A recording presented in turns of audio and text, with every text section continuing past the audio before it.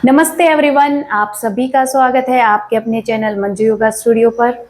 Piles, जिसे बवासीर के नाम से भी जाना जाता है, जो गुदा क्षेत्र के आसपास नसों में सूजन का कारण बनता है। यह सूजन गुदा के सबसे निचले हिस्से में होता है और एक बहुत बड़ी परेशानी का सामना करना पड़ता है। बवासीर आंतरिक या बाहरी दो तरह की हो सकती है। आंतरिक में हम उसे देख या महसूस नहीं कर पाते, लेकिन जब स्वेलिंग बढ़ जाती है तो गुदा क्षेत्र के आसपास एक छोटे पानी के गुब्बारे के जैसे स्वेलिंग दिखाई देती है। बवासीर एक आम बीमारी है, हालांकि पूरी तरह से स्पष्ट नहीं है कि इसका मेन रीजन क्या है। इसके कुछ छोटे छोटे रीजन हैं, जैसे कि लंबे समय तक कब्ज रहना, लंबे समय तक दस्त बने रहना, या फिर भारी सामान उठाना, कम फाइबर वाले आहार का सेवन करना।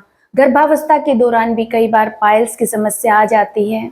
चलिए जान लेते हैं कि पाइल्स होने के लक्षण क्या हैं। सबसे पहला कारण है कि गुदा द्वार के आसपास गांठों का होना, वहां पर दर्द महसूस होना।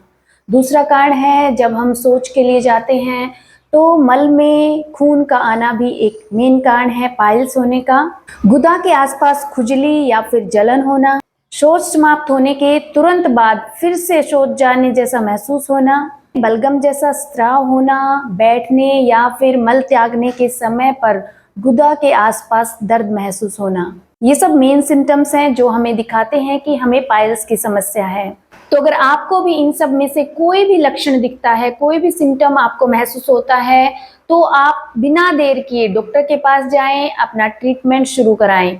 और साथ में ही आज के वीडियो में मैं कुछ ऐसे योगासनास की प्रैक्टिस बताने जा रही हूँ जिससे आपको पाइल्स को ठीक करने में मदद मिलेगी। अगर पाइल्स लंबे समय तक रहती है तो समस्या और ज़्यादा बढ़ जाती है, इसलिए बिना देरी किए, बिना झिझक के डॉक्टर के पास जाएं और अपना ट्रीटमेंट शुरू कराएं।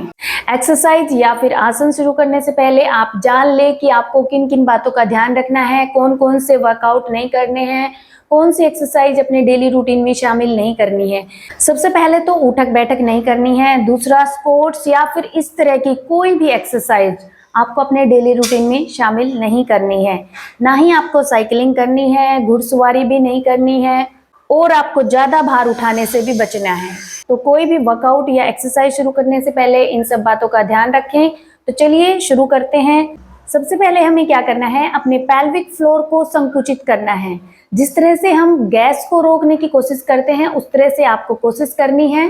5 सेकेंड आप अपने पेल्विक फ्लोर को संकुचित करके रखें, उसके बाद 10 सेकेंड रिलीज कर दें। इसके बाद फिर से ऐसा ही करें, कम से कम 5 बार ऐसा करना है। दिन में आप 3 से 4 बार कभी भी बैठे बैठे ऐसा कर सकते हैं।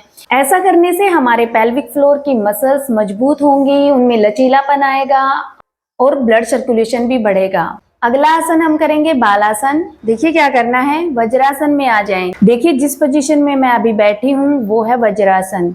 इसमें क्या करना है, आपको अपनी एड़ियों को बाहर रखना है और पंजे अंदर आपस में मिले हुए, कमर गर्दन सीधी, दोनों हाथों को श्वास भरते हुए आप और श्वास को बाहर छोड़ते हुए मैट पर आगे लेट जाएं। अपनी हेड को मैट से टच करें, चेस्ट को भी मैट से टच करने की कोशिश करें। यहाँ पर कम से कम 1 मिनट रेस्ट करें। इनहेल एक्सहेल कंटिन्यू करते रहें। अपने श्वासों पर पूरा ध्यान बनाए रखें। यह आसन पाचन तंत्र को बेहतर बनाता है, रक्त परिसंचरण को बढ़ाता है और कमर के निचले हिस्से, कूल्हों और जंघा पर बहुत अच्छा असर डालता है। 1 मिनट यहाँ पर रुकने के बाद फिर से वज्रासन में आ जाएं। ध्यान रहे जब आप इस तरह से बैठे हैं तो आपकी कमर गर्दन एकदम सीधी रहनी चाहिए। आपको 5 बार इसकी प्रैक्टिस करनी है और हर बार 1 मिनट होल्ड करना है। अगला आसन हम करेंगे पवन मुक्त आसन। उसके लिए मैट पर सीधा लेट जाएं और दोनों पैरों को, अपने दोनों हाथों को इंटरलॉक करते हुए टाइटली होल्ड करें और अपनी चेस्ट से टच करने की कोशिश करें। 30 सेकेंड यहाँ पर रोक के रखें। इससे हमारे पेट पर दबाव पड़ता है, जिससे पाचन तंत्र अच्छा होता है।